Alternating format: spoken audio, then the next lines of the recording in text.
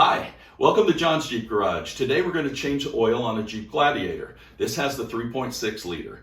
This is a 2023 Rubicon. Now, a quick note, Jeep JLs and Jeep Gladiators with a 3.6 liter Pentastar would take 5 quarts and the oil is a 0W20. If you had a Jeep Wrangler JK with the 3.6 liter, the first Pentastar 3.6, that would take 6 quarts of oil and 5 W20 was the oil that was used. So again, 0 W20, I'm using the MOBIL 1 extended performance full synthetic oil. And for the filter, I'm using MO-349, and we'll have this highlighted in the video. Okay, thank you. All right, so let's look at what we will need for this job.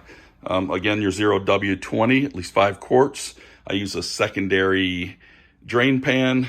I have the oil filter MO-349 by Mopar. You can pick this up at Walmart or online. I use 2 sockets. I use the 15/16 for the filter housing, and I use the 1/2 inch for the drain plug, smaller socket, and then I use an extension because on the oil filter housing, I need that range of motion with my ratchet, and then I have a larger drain pan underneath the Jeep. If you want to speed up this video when we start to do the work, please do so, but I'm going to give you some basic information. This setup, or I should say style, is a little different than the JK 3.6 or the first Pentastar. If you notice, where you fill the oil is located more on the center versus on the top right as before. The oil filter housing is located in the same spot. I try to compare just so that you can see, but always read your owner's manual for the specifics. And if you look, you can see that the oil specs are even on the fill cap. Okay, quick note, I'm gonna tell you this is a 1/2 inch drain pan plug. You look up and you're gonna find that people recommend and spec out 13 millimeters. Doesn't make sense to me. Here's a 13 millimeter. 13 millimeter fits, but it has this slack in it. If you know what a 1/2 inch is, that is 12.7 millimeters. Why does a 1/2 inch fit perfectly with just a minor play? Use the 1/2 inch, don't use something with more play. All right, I'm gonna use my 1/2 inch socket. Now, by the way, if you have a plug and the 1/2 inch does not fit, then of course don't use it. But a 1/2 inch fits here. And again, like I said, that's 12.7 millimeters. So then I'm going to loosen it.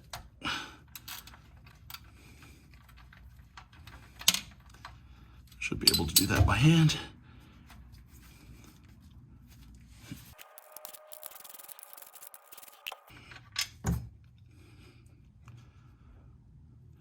I'm going to let it drain, and I'm going to go on top. I'm going to take off the oil fill cap, and I'm going to start working on removing the cartridge, which will give it a little air to drain. And I'm going to let this sit right here. Be careful if you haven't changed oil before to watch the flow of oil, knowing that it's going to retreat a little bit. So you want to move your pan so that it's not just pouring out on the floor and it drains directly into your pan. Okay, I'm just going to set a secondary oil pan off to the side here. I'm going to get my 15/16 and my extension. I'm going to place it on the filter housing.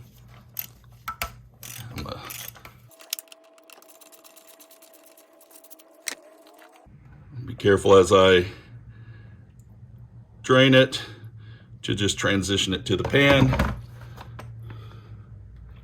and then clean up any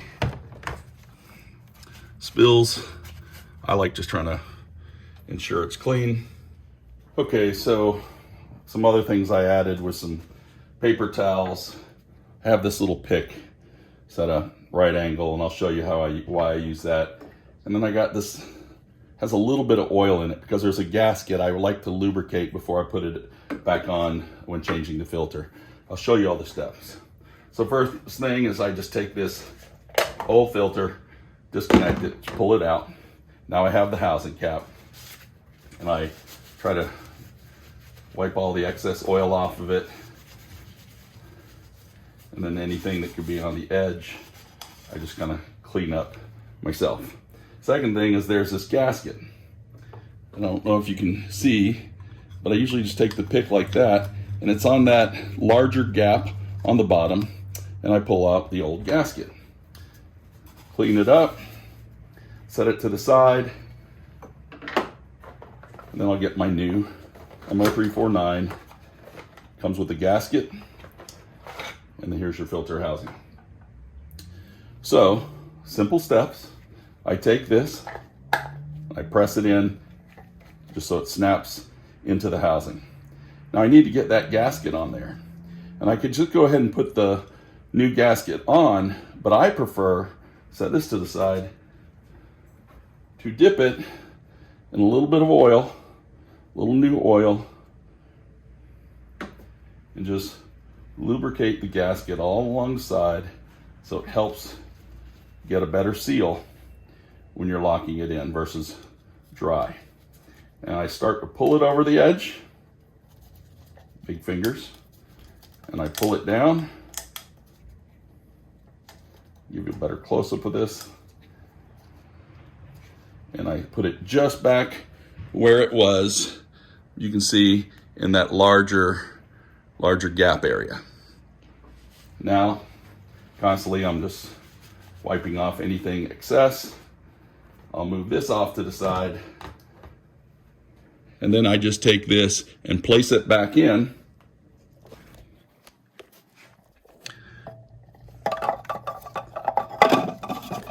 Place it back in. Just hand tightening it.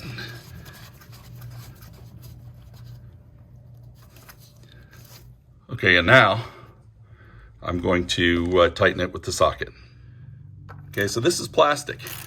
So we're gonna tighten it, just not forcing anything. It's turning. It's a little tighter, of course, but I'm not forcing anything. Okay, now I've come to a stopping point where I can tell it's pretty much locked in. I just give it maybe an eighth of a turn more, lock it in, and leave it alone.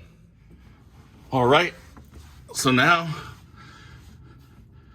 I'm just gonna put the plug back in by hand, tighten it as far as I can until my fingers can't turn it any further. There. I'm gonna clean this up a little bit, and we'll clean afterwards as well. And then, oops, then I will go ahead and put the torque specs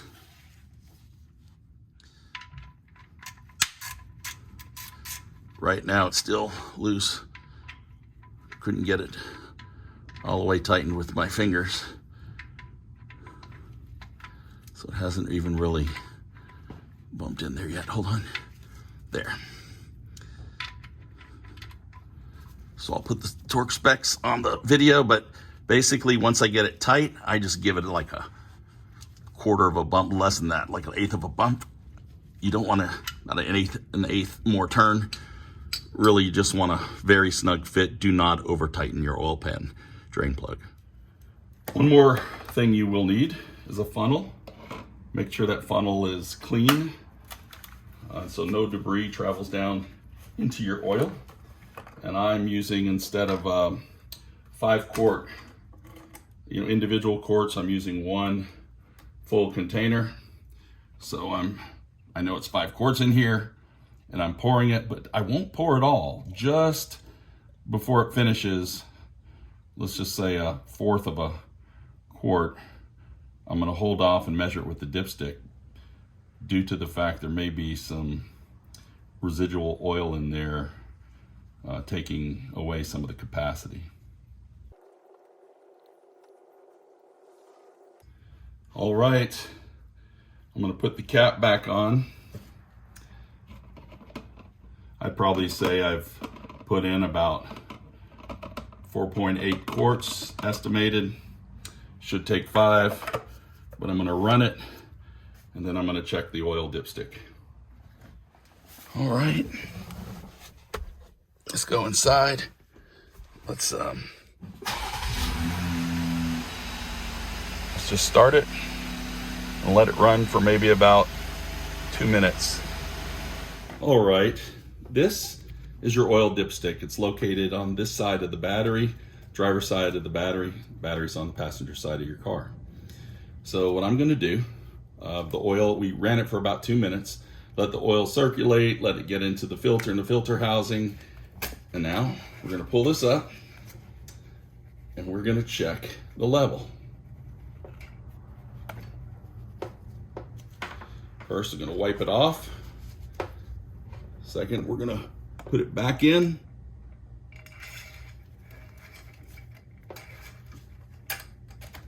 All the way. I might be holding it here 10 seconds. Pull it back out, and then we're gonna inspect it. I don't know if you can tell with this moving, but it's in the safe zone, but it needs a little more, which should be the rest of those 5 quarts, and we will be good. So I'm gonna add that, and we'll go from there. All right, so I added that oil, replaced the cap, gonna wipe everything down. I checked the oil dipstick again. It is good. And then we're gonna run it for about 5 minutes and ensure that there is no leaks. And then we are done. All right, using these keys, I toggle down until I find, let's see if I can get a better picture of it, coolant temperature. And then I toggle with the key to the right and it will show trans temperature, it will show oil temperature, oil pressure, and it should say oil life. And then I'm gonna press the OK, hold it down. There's the OK button in the center that I'm holding down. To reset oil life, engine must be off with the ignition in run. All right, so that we're going to have the engine off. Engine in run mode. I'm going to toggle. See how it changed to 100%? There we are. Note down your mileage and date so you can have it for your records. All right, that is a wrap. So a few things. I always let the vehicle run just before I start draining oil. It makes oil a little less viscous and it flows easier. You also want your vehicle on a level ground. That way, when you're taking a measurement with your oil dipstick, you know that it's more accurate. The last thing is about mileage. How many miles should I drive before I change my oil? Well, if you're dealing with the JLs and the Gladiators, there is automatic oil displays that will chime or indicate it's time for an oil change. That adjusts based on your driving conditions, frequency of stops, trailering, etc. So you could follow that. It says in your owner's manual, we'll highlight that on the display, do not exceed 10,000 miles. And that's with the full synthetic that you're using.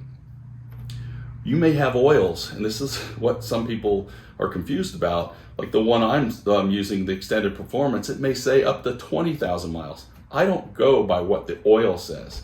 I go based on either the indicator or I'm trying to be a little bit more conservative and target about 7,000, 7,500 miles. Some people target 5,000 miles. I would recommend changing your oil more frequently than I would trying to maximize the miles you get out of it. It's not worth the cost. Damages that can occur to me, and I've seen it happen, lifters, rocker arms, camshafts. Go ahead and change your oil. It's a low cost and it's a key part of your maintenance.